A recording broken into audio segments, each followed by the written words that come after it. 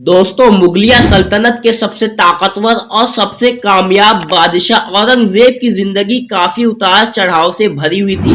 अपने दौर में हिंदुस्तान की सरहदों को अफगानिस्तान से लेकर चीन तक फैलाने वाले और मुकम्मल हिंदुस्तान को फतह करने वाले औरंगजेब की कब्र आखिर इतनी सादगी से क्यों बनाई गई?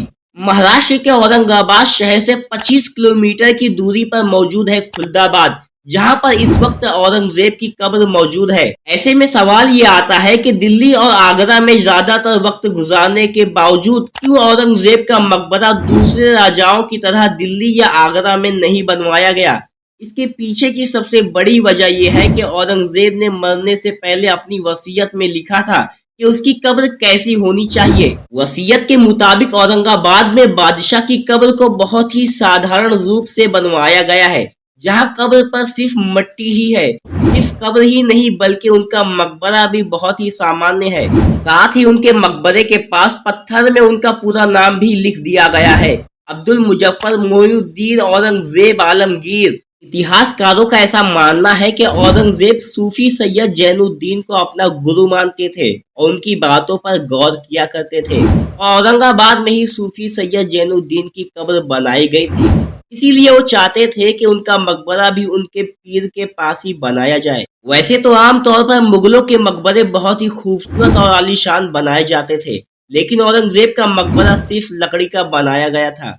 ऐसा कहा जाता है कि जब 1904 में लॉर्ड कर्जन भारत आए तो वो मकबरे को साधारण रूप में देखकर चौंक गए और फिर उन्होंने ही औरंगजेब की कब्र के चारों ओर संगमरमर की दीवारें बनवाई। औरंगजेब का औरंगाबाद शहर से कुछ खास रिश्ता इस तरीके से भी था कि जब शाहजहां बादशाह थे तब उन्होंने पहली बार अपने तीसरे बेटे औरंगजेब को दौलताबाद भेजा था।